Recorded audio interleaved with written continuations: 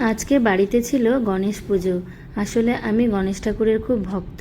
আমি প্রতি বছর গণেশের পুজো করি।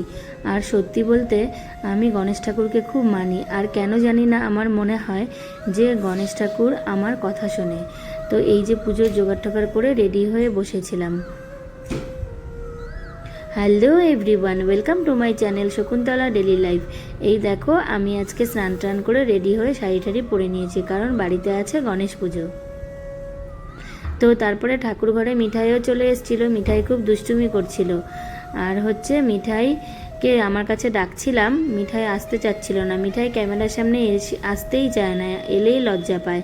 আর হাতের মধ্যে একটা কি কাঠি নিয়ে আছে, দেখো ওই কাঠিটা নিয়ে বদমাশি করে যাচ্ছে। ওম স্বস্তি ওম স্বস্তি ওম স্বস্তি ওম সূর্য সোম যব কাল সন্ধে ওম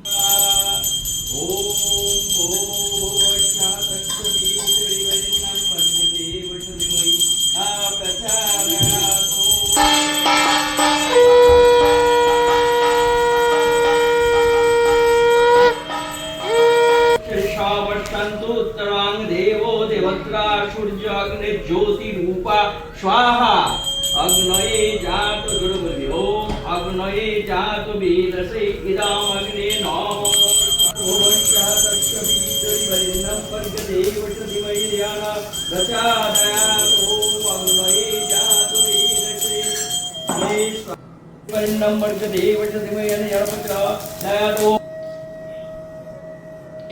ফাইনালি আমার পুজো টুজো সব কমপ্লিট হয়ে গেছে।